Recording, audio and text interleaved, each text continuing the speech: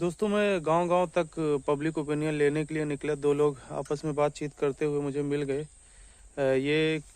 मैं जहां तक समझ पाया हूं कि ये किसान ही हैं। इनसे मैं बात करने की कोशिश कर रहा हूं। जी, आपका शुभ नाम? नीरज सिंह। नीरज सिंह। तो आप क्या करते हैं? काम क्या करते हैं? हम खेती करते हैं। खेती में अभी तो धान का सीजन चल रहा है। धान का तो आप यानी धान अब बेचे कि नहीं अभी तक? धान तो हम बेच चुके हैं। क्या रेट से बेचे? हम 1200 रुपए के रेट से बेचे। 1200 रुपये कुंटल। आपको पता है कि जो क्रय केंद्र है उसका रेट क्या है, आपको पता है? 1900 कुछ रुपए है। 1900 कुछ रुपए। जी। तो क्या आपको लगता है कि 1900 कुछ रुपए जो भी प्राइस है उस पे बिकना चाहिए, नहीं बिकना चाहिए? उस पे तो बिल्कुल बेचना चाहिए। जो किसान अभी तक आंदोलन कर रहे हैं एमएसपी पे, जी। मिनिमम सपोर्ट प्राइस यानी न्यूनतम समर्थन मूल्य, तो ये आंदोलन ठीक है किसानों के लिए? किसानों के लिए समर्थन मूल्य एक निश्चित होना अनिवार्य है। जी। लेकिन मिल नहीं पा रहा है। 1200 रुपए में जा रहा है, फसल को कितना नुकसान हो रहा है। जी। और 1200 रुपए में यहाँ किसान बेच रहे हैं, 1900 रुपए में वहाँ लिया ही नहीं जा रहा है। क्रय केंद्र चालू भी नहीं है। हाँ। तो यहाँ लोगों को मजबूरन बेचना पड़ रहा है। तो क्रय केंद्र में तो वो तो सरकार दिखा रही कि खरीदारी हो रही है। खरीदारी यहाँ चालू ही नहीं है। धान की क्वालिटी भी तो है। धान की क्वालिटी है, धान की हाइब्रिड धान लेते नहीं हैं। और जो धान ले रहे हैं अभी तक यहाँ क्रय केंद्र चालू ही नहीं है। इसलिए अपना मजबूरन खाद बीज लेने के लिए सब धान 1200 रुपए में दे रहे हैं।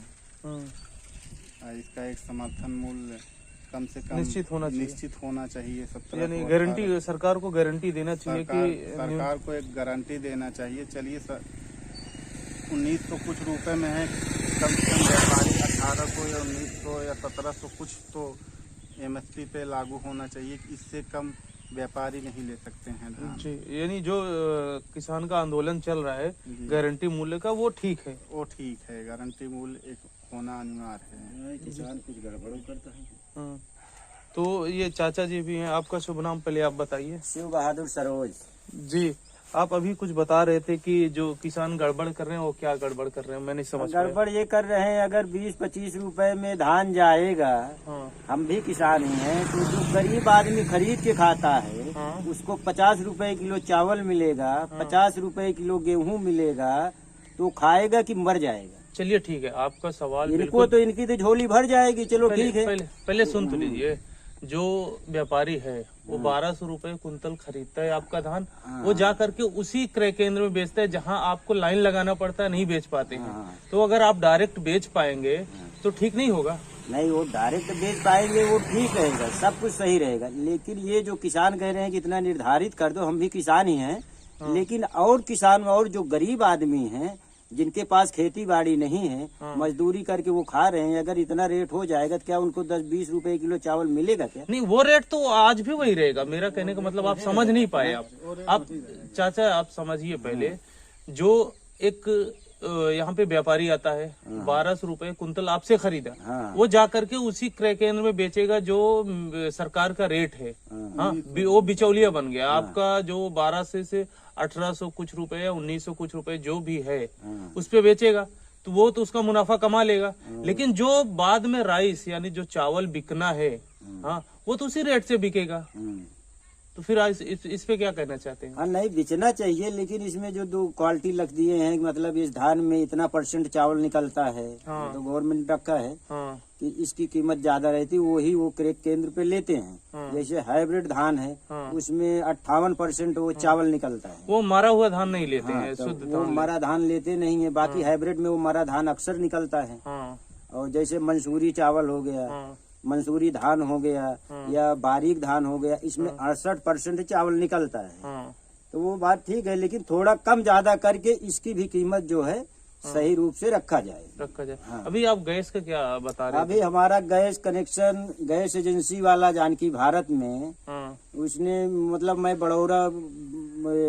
बड़ौरा में एक एजेंसी खुली है। हमने इसमें फार्म डाला था।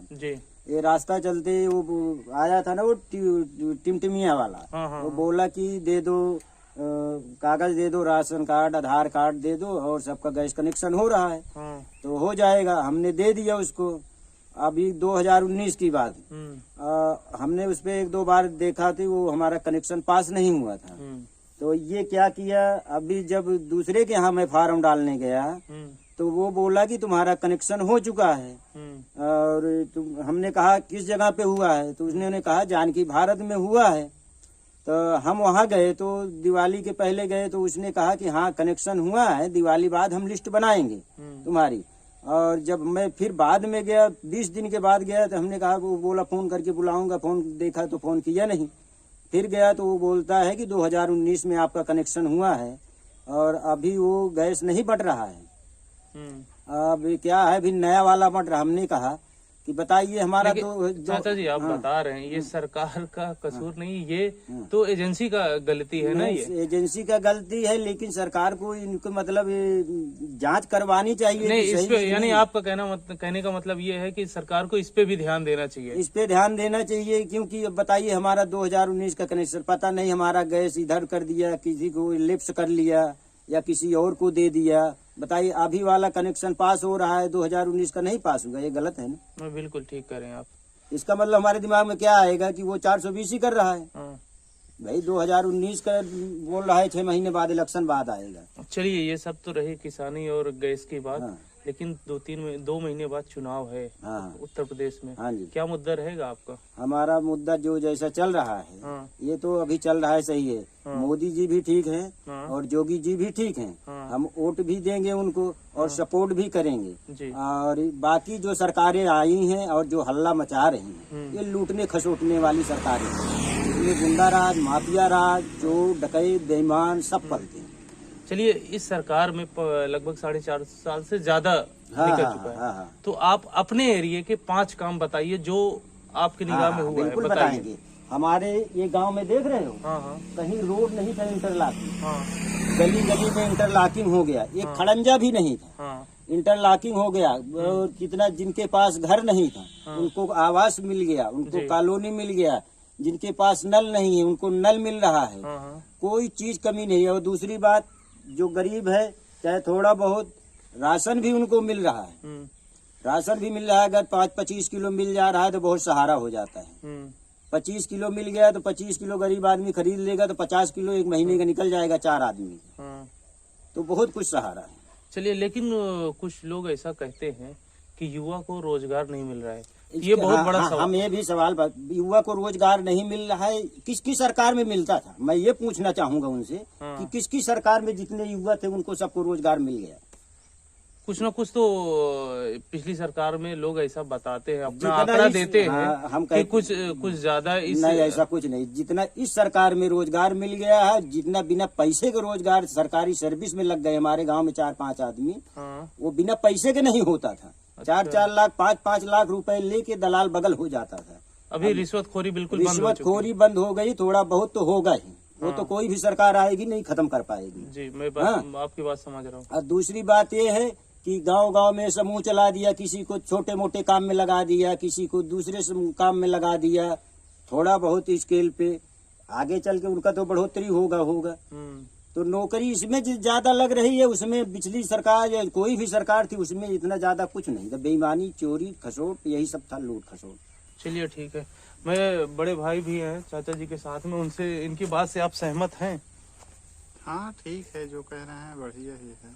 नहीं, वो कह रहे हैं कि बेरोजगारी का समस्या नहीं है। बेरोजगारी के तो समस्या इस सरकार में नहीं, हर सरकार में है। लेकिन ये सरकार, हर किसी को सरकारी नौकरी तो नहीं मिल पाएगी। लेकिन ये बेरोजगारी तो बढ़ती ही जा रही है। यानी पिछली सरकार से इस आंकड़े में इसका ज्यादा, इस आंकड़े में जो है ठीक है। लेकिन ये जो सब बेचते चले जा रहे हैं, निजीकरण करते चले जा रहे हैं, जो ये सब बेचते चले जा रहे हैं, ये पता चला कि इसमें जो सीटें खत्म कर दे रहे हैं। अगर इससे ये चालू होता तो 10,000 20,000 आम व्यक्ति जो है इसमें रोजगार लग जाते। लेकिन ये निजीकरण करते हुए सब खत्म कर दें, इससे ये नुकसान है। चलिए ठीक है, ऐसे ही मैं आंकड़े लेता रहूंगा, गांव-गांव तक जा करके लोगों की समस्याओं को आपको दिखाता रहूंगा। आप बस बने रहिए हमारे पंच पंचायत चैनल पे और अभी तक आप हमारे चैनल पे नए हो तो प्लीज़ चैनल को सब्सक्राइब कर लीजिए, वीडियो को लाइक कर दीजिए और वीडियो देखने के लिए शुक्रिया।